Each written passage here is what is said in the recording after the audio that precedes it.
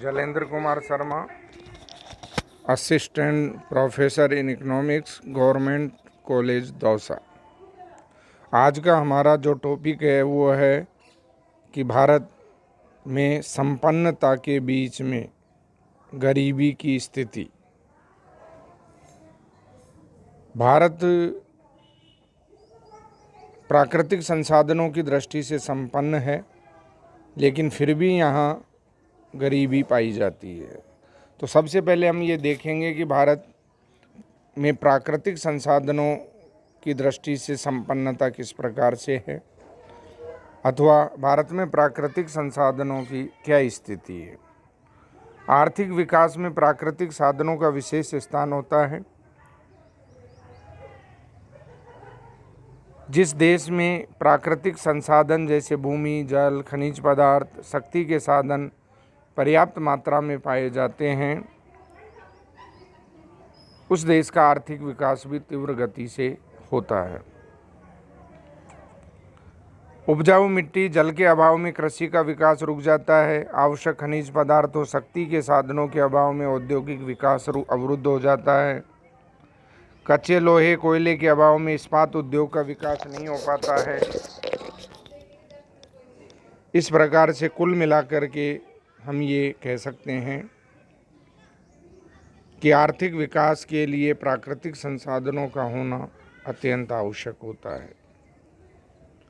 भारत में प्राकृतिक संसाधनों की क्या स्थिति है, इस पर हम बिंदुवार विचार करेंगे।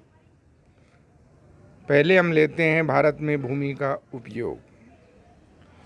भारत का कुल भौगोलिक क्षेत्रफल 32.87 करोड़ हेक्टेयर है।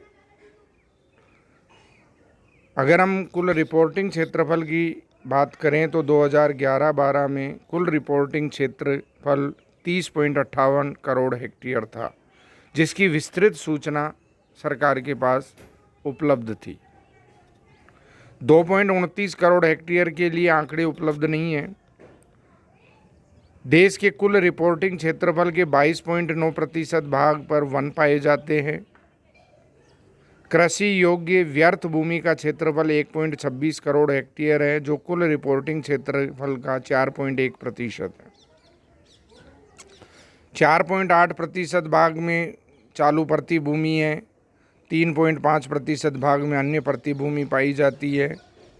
इस प्रकार 8.3% क्षेत्र में प्रति भूमि है जिस पर खेती हो सकती है, लेकिन कुछ कारणों से वह भूमि बिना खेती छोड़ दी गई है।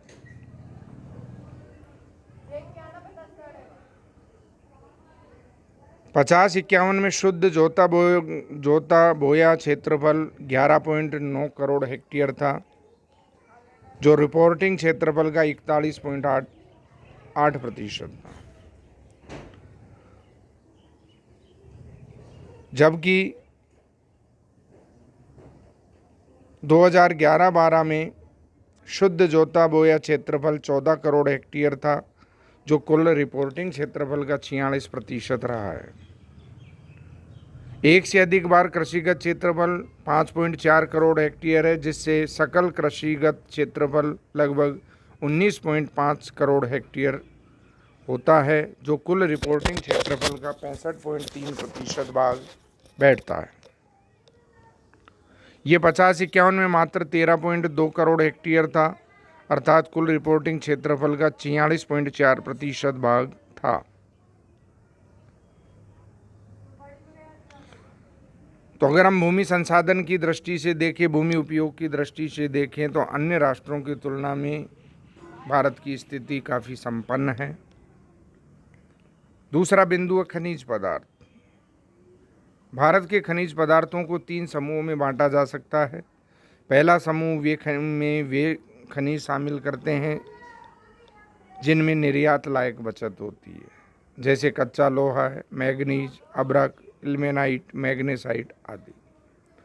दूसरे समूह में वे खनिज शामिल करते हैं जिनमें भारत लगभग आत्मनिर्भर है, जैसे कोयला है, बॉक्साइट है, नमक है, बेरियम है, जिप्सम है, खड़िया है, लाइमस्टोन है व क्रोमाइट आदि है। तृतीय समूह में वे खनिज आते हैं जिनका भारत में काफ़ी अभाव पाया जाता है, इनमें विशेषतः अलोह धातु वाले अयस्क हैं, जैसे तांबा, सीसा, जस्ता, रांगा, निकल, पारा, गंधक, खनिज तेल आदि। इन विभिन्न खनिज पदार्थों का हम बिंदुवार अध्ययन करेंगे। पहले लेंगे ईंधन। ईंधन में भी कोयला। कोयला हमारा सबसे बड़ा खनिज संसाधन माना गया है। इसके भारत में इसके उत्पादन में भारत का विश्व में 5वां स्थान है। ये मुख्यतः झारखंड, उड़ीसा, छत्तीसगढ़, पश्चिम बंगाल, मध्य प्रदेश, तेलंगाना, महाराष्ट्र में पाया जाता है। लिग्नाइट कोयले के लगभग 44.6 अरब टन के भंडार हैं, जिसमें से भी अधिकांश भंडार तमिलनाडु में नेवेली और उसके आसपास पाए जाते हैं। राजस्थान, गुजरात, पांडिचेरी, जम्मू कश्मीर में भी लिग्नाइट के उत्तम भंडार पाए जाते हैं। लिग्नाइट कोयले का उपयोग करके थर्मल विद्युत पैदा की जाती है।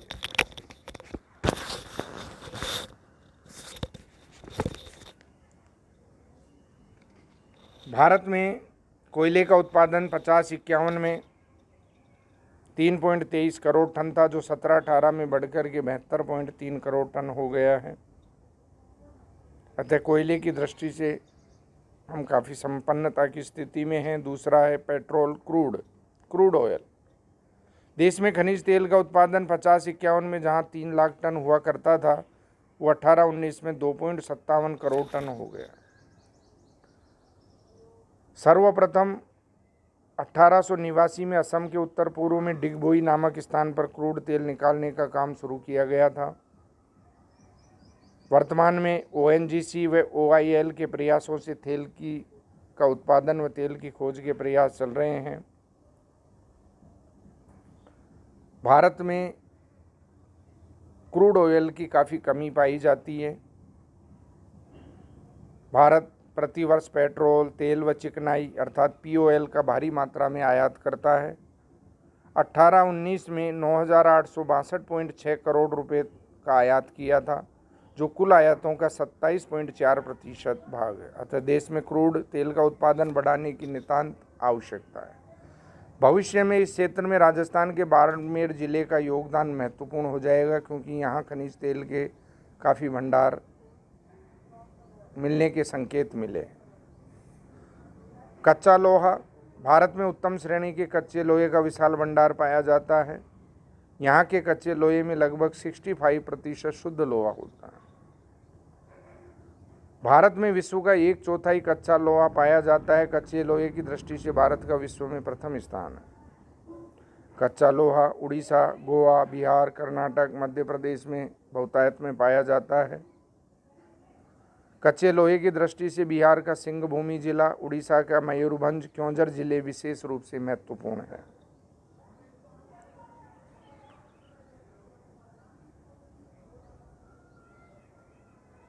सन 1950-51 में कच्चे लोहे का उत्पादन केवल 30 लाख टन था, जो बढ़कर के 2014-15 में 12.9 करोड़ टन और 17-18 में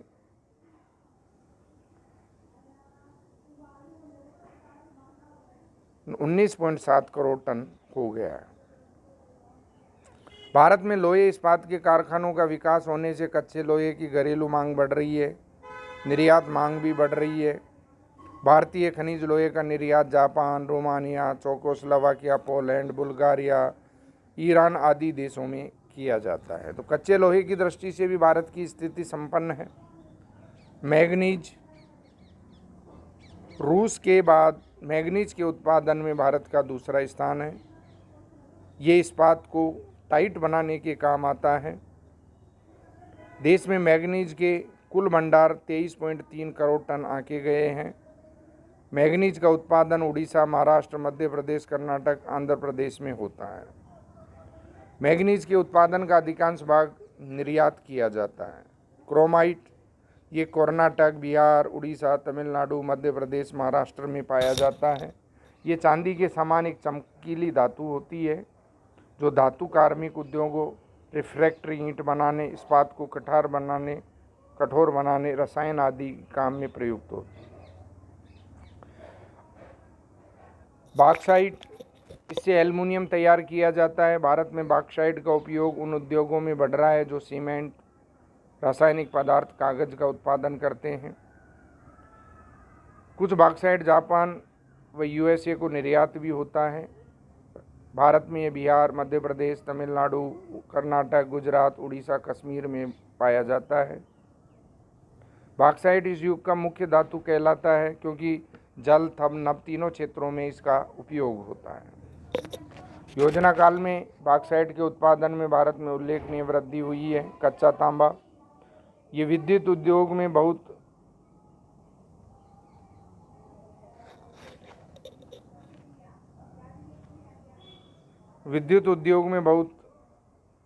उपयोग होता है इसका। भारत में कच्चे तांबे की पूर्ति इसकी मांग से बहुत कम है। इसका विदेशों से आयात किया जाता है। तांबा विशेषकर राजस्थान व बिहार में पाया जाता है। राजस्थान में झुंझुनू जिले में खेतड़ी नामक स्थान और अलवर में खोदरीबा नामक स्थान पर पाया जाता है। नवंबर 1974 में खेतड़ी तांबा स्मेल्टर संयंत्र प्रारंभ किया गया था जो वर्तमान में बंद पड़ा हुआ है। सीसा व जस्ता, भारत में सीसा जस्ता भी आयात किया जाता है। राजस्थान में उदयपुर के पास जावर की खानों में, रामपुरा, आगुचा में इसका काफ़ी उत्पादन होता है। सोना चांदी, ये कर्नाटक के कोलार जिले के स्वर्ण क्षेत्र की 3 खानें, रायचूर जिले में हुट्टी की खानों से स्वर्ण उत्पादन का कार्य होता है। कोलार स्वर्ण क्षेत्र में निम्न श्रेणी की कच्ची धातु का बड़ा भंडार पाया गया है। भारत में भी सोने का आयात किया जाता है। 15-16 में सोने व चांदी के आयातों का अंश कुल आयातों में 9.3% था जो 18-19 में घटकर के 7.1% रहा है। उदयपुर में जावर की खानों से भी थोड़ी बहुत मात्रा में चांदी प्राप्त होती है। इल्मेनाइट के उत्पादन की दृष्टि से भारत का विश्व में दूसरा स्थान है। ये केरल के समुद्र तट पर पाई जाती है। इससे टाइटेनियम निकाली जाती है जो सफ़ेद धातु होती है। ये इस्पात के उद्योग, रंग रोगन के काम में आती है। अभ्रक, इस पर गर्मी और बिजली का कोई प्रभाव नहीं पड़ता है, इसलिए मुख्यतः विद्युत उद्योग में काम आती है। भारत अभ्रक में संसार का सबसे बड़ा उत्पादक देश है। हमारे निर्यात विश्व की कुल मांग के 80% भाग को पूरा करते हैं। अभ्रक बिहार लगभग आधा, राजस्थान लगभग चौथाई, आंध्र प्रदेश लगभग 1/5, शेष कर्नाटक व मध्य प्रदेश में मिलता है। भारतीय अभ्रक बहुत ऊंची क्वालिटी का होता है जिसका विदेशों में निर्यात होता है। खड़िया मिट्टी, ये सीमेंट, रासायनिक उर्वरक, गंधक का तेजाब आदि बनाने में काम आती है। ये राजस्थान, पंजाब, तमिलनाडु, उत्तर प्रदेश, कश्मीर, मध्य प्रदेश, महाराष्ट्र में बहुतायत में पाई जाती है। नमक की औद्योगिक मांग भी तेज़ी से बढ़ रही है। ये मुख्यतः सोडा है, सोडियम सल्फेट, कास्टिक सोडा आदि रसायन बनाने में काम आता है। ये खाद्य पदार्थ को सुरक्षित रखने, चमड़ा, साबुन, रंग रोगन आदि औद्योगिक कार्यों में प्रयुक्त होता है। ये समुद्र के पानी, खारे पानी की झीलों, पहाड़ों से प्राप्त किया जाता है। आजकल भारत में नमक का उत्पादन पर्याप्त मात्रा में होने लगा है।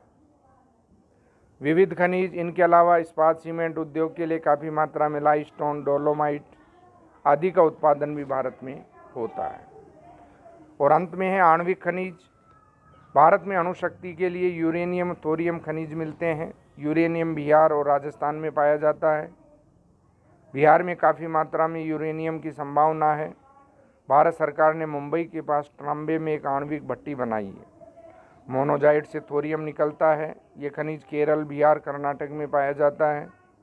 मोनोजाइट का सरकारी कारखाना 51 में केरल में कायम कर रहा है। 51 से भारत के आणविक खनिज साधन अणुशक्ति के विकास की दृष्टि से काफ़ी उपयोगी माने गए हैं। बेरियम, ये तांबा, पीतल, लोहे आदि के साथ मिलाकर मिश्रित धातु बनाने के काम आता है। बेरियम राजस्थान, बिहार, आंध्र प्रदेश में मुख्यतः अभ्रक के साथ मिलता है। इसका समस्त भंडार आणविक शक्ति आयोग ने अपने हाथों में ले रखा है। उपरोक्त अध्ययन से ये स्पष्ट होता है कि कुछ खनिजों को छोड़कर के अधिकांश खनिजों के भंडार की दृष्टि से, उनके उत्पादन की दृष्टि से भारत एक संपन्न राष्ट्र है, संपन्न देश है। लेकिन फिर भी इसमें गरीबी या विपन्नता पाई जाती है। ये विपन्नता कैसे है, इसको हम आगे जब चर्चा करेंगे इस पर विस्तार पूर्वक विचार करेंगे।